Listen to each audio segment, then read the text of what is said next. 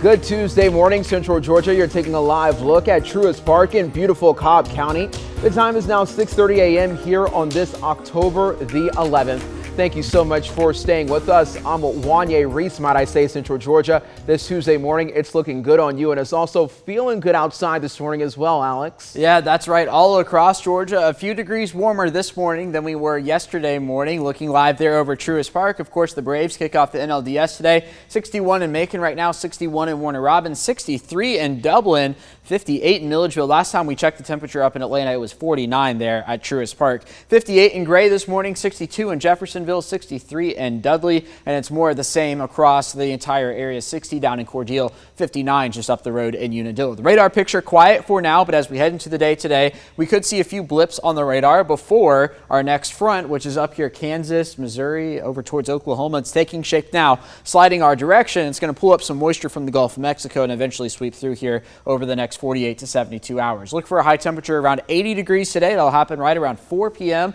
Spending the majority of the afternoon in the 70s. Our average high is 81, so roughly where we should be for this time of year. Again, a small sprinkle chance. Sunrise is at 7:36 this morning, with partly cloudy skies the majority of the day. So we've got rain on the way for tomorrow and Thursday morning. Could see a ½ inch to an inch. We'll map out the details of that and take a look at the weekend forecast here in a few minutes. Thank you, Alex. We'll check in with you soon. Macon-Bibb hit the highest number of homicides the county has ever seen, standing now at 56. Last night, the nonprofit organization Cure Violence held a balloon release in tribute to those lives lost as part of Peace Week. Tondra Jones lost her 14-year-old daughter almost 7 years ago to gun violence. She was at home just laying on the sofa around Christmas time, and my house was shot up. Jones says she came out to bring unity to the city. She says violence is not the answer and there's better ways to handle the situations. Frank Dixon with Cure Violence says their mission is a three-step approach: detect, interrupt, and change social norms. He says events like this one helps people feel whole again. But when we bring the different families together, it puts a different face, like, oh, I didn't know you suffered from this. I didn't know you had this happen to your family. And then we get the dialogue to build support systems. Well, for Peace Week, there will be a resource fair from 2 to 6 p.m. this evening at Jefferson Long Park. If you're interested in any events Cure Violence is hosting this week, we have a full list on our website at 13wmaz.com. All you have to do is just look for this story. So let's go ahead and take a closer look at Macon-Bibb's homicide rate. Bibb County Coroner Leon Jones broke down some of the numbers for us. The most recent homicide happened this past weekend with one man dying after a shooting on Bailey Avenue. Coroner Jones clarified homicides does not mean murder. He says out of the 56, 49 are murders, 1 is involuntary manslaughter, 4 are justified homicides, and 2 are still under investigation. Meanwhile, Bibb County law enforcement officers want to hear from you as they hold some crime prevention events this week. Now, Bibb County law enforcement officers do want to hear from you as they continue to hold those events. This morning, the department's Night to Unite kicks off at 10 a.m. The Sheriff's Office will recognize outstanding people making a difference in the community. That's happening at the Outreach and Restorative Justice Center on Hazel Street. After that, it's an afternoon full of activities centered on crime prevention. There will be cookouts, cleanups, arts, and story time at locations across the county. You can find more details right now about this event on our website. That's at 13wmaz.com. 6:34 on your Tuesday morning. Right now, 32 people are in custody and 60 cars have been seized after a street racing bust out of downtown Macon. On Sunday night, the weekly street racing event known as Sunday Fun Day was cut short when Bibb County deputies and GSP carried out Operation Street Defender at Carolyn Creighton Park. Sheriff David Davis says the park is among several hot spots where people do donuts and burnouts. Under state law, they could face up to $1,000 in fines or up to a year behind bars. The sheriff's office says 17 people were cited. They seized drugs and 14 firearms in their operation. 3 of those guns were stolen.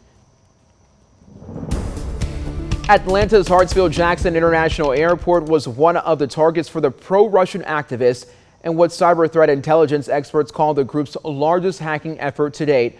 On Monday, at least 14 airport and travel information websites experienced a coordinated hack. Researchers with Checkpoint sent our sister station 11 Alive 2 screenshots. You see them there from those hackers, where they encourage more attacks and even shared a CNN article. The attacks did not disrupt actual airlines or flights, but rather targeted sites where customers would check their flight info and TSA wait times. Atlanta's airport has claimed the top spot once again for the number of guns confiscated by TSA. New numbers show as of October the 7th, more than 340 firearms were found at Hartsfield-Jackson International Airport. Hartsfield set a record for the number of guns found at a single airport last year as well. Well, Vienna Mayor Eddie Daniels helped a mother and 3 children escape from a sports utility vehicle that got stalled on the railroad tracks with a train approaching. Now, while the person was heading to work Saturday, the mayor was heading to work on Saturday, Mayor Daniels saw the SUV. He says he couldn't let the family get killed. He helped the mom out first, then got out a 3-year-old and a 1-year-old. As he was helping a 6-year-old, the train hit the vehicle and knocked it off the tracks. The second-term mayor has a broken ankle and 8 stitches on his head. He says he's thankful that the family is alive. First Lady Jill Biden is heading to Georgia this week. She plans to visit Fort Benning on Thursday and Friday as part of the White House's Joining Forces initiative. Mrs. Biden will visit with service members and military families as well. A reminder for you, today is the last day for Georgians to register to vote in the November election. To do that, you must be a U.S. citizen and legal Georgia resident. You can register at 17 and a half years old, but you'll need to be 18 years old to vote. Remember, you can register online or in person. Either way, you're going to have to bring a valid driver's license or state ID card. To register online, just visit Georgia's My Voter page and follow the instructions on there. To register in person, just visit your county registrar's office. Let's go ahead and take a look at a few other dates that you definitely want to keep in mind as we approach Election Day. Applications are open if you want to request an absentee ballot. You can do that up until 11 days before the election. Early voting begins October the 17th and continues through November the 4th. Every Georgia county will hold Saturday voting on October the 22nd and October the 29th. Then there are 2 optional days for Sunday voting hours. Bibb County will offer Sunday voting on the 23rd, available only at the Board of Elections office. We want to make sure you have all the information you need before heading to the polls next month. Our November 2022 election guide is now live on 13WMAZ.com. You can find key dates, races, learn about different ways to vote, and so much more. You can also text the word VOTE to 478-752-1309, and we'll actually send that guide directly to your phone. 6:38 here on your Tuesday morning. Today, the Mentors Project of Bibb County will host a food drive and bike giveaway. It's going to be starting up at 1 p.m. at 2444 Roth Avenue in Macon. Supplies are available on a first-come, first-served basis. They say if you want more information, you should reach out to Ms. June O'Neill. Her email address is june.o'neill@bksdk.net.12.net rather, and you can see right there that email address is there on your screen.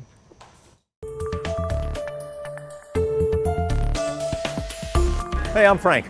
Blake, Blake, nice to meet you. How's the business world? What are you doing down? Is it lunchtime? It's lunchtime. Oh, how do you like Perry?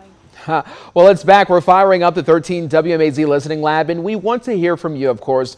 Our team is coming to your community to hear about what matters to you the most before Election Day on November the 8th. First, come see us at the fair. We're going to be there tomorrow near the North Gate. Now you can go ahead and take a break from the rides, fill out a quick survey, and talk to our team. And then on Wednesday, October the 19th, we're going to be off to Milledgeville, where the Listening Lab will visit Georgia College and State University.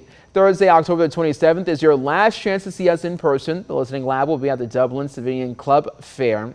Can't make it out? That's totally okay. Just go to our website at 13WMAZ.com right now and fill out the survey online, because we definitely want to hear about the issues that matter to you the most.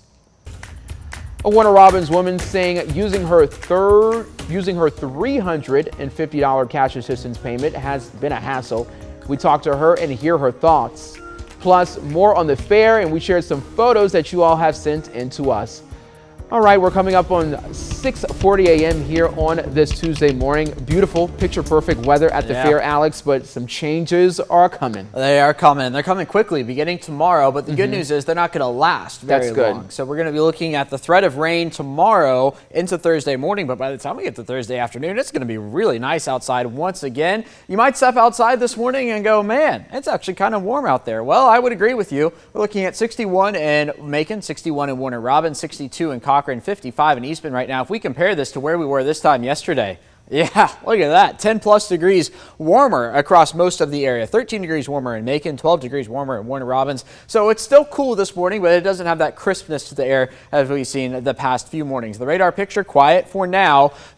Do have some clouds over the area. That's what's helping keep our temperatures warmer tonight as we saw the past few nights. So as we head into the morning hours, 1 or 2 showers would not surprise me to see those, especially the further south and east you get. We do have a light wind coming in off the Atlantic this morning. That's what's helping to keep our temperatures warmer, but also could cause a few sea breeze showers as we head through the day. Then once we get into tomorrow morning, this is when things really begin to change. It's going to wake up to a lot more cloud cover across the area. Temperatures even warmer tomorrow morning than we are this morning, and even can see a few showers up towards the north. As we head through the day, we are going to watch a batch of rain come across the Alabama state line here. This is 4 p.m. from, say, the LaGrange area down through Columbus. Already seeing scattered showers in and around central Georgia. That lifts into central Georgia as we head into the evening hours at dinner time here. But as we head into the overnight hours, even though that moves away, we're not done with the rain just yet. Waking up Thursday morning, if you're in school this week, if you're going to work this week, we are still going to have some rain in and around the area. But notice a defining line right here from the Auburn area up Interstate 85 there. That's going to be the actual front sliding through, and any rain we do see will be out of here by really the noon hour, but certainly by 3-4 o'clock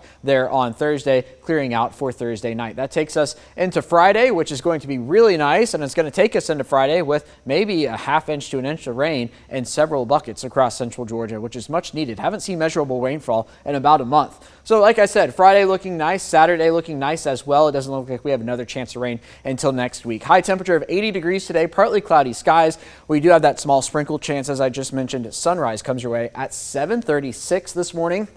As we've been talking about all morning long, the NLDS getting underway up at Truist Park. I know a lot of kids on fall break here in central Georgia, so if you have the chance to run up there, look for temperatures in the 70s today. First pitch is at 1:07 this afternoon up there at Truist Park. Here's your 7-day forecast. 80 today and tomorrow, 81 there for Thursday, and that's when the front comes on through. Cooling off into the weekend, 75 there for Friday, 78 for Saturday, after starting off in the 40s. And speaking of Truist Park, I alluded to it this morning. I will be live there at midday. Be sure to tune in for that right here on 13 WMAZ. That's going to be before first pitch, which is at 1:07 this afternoon.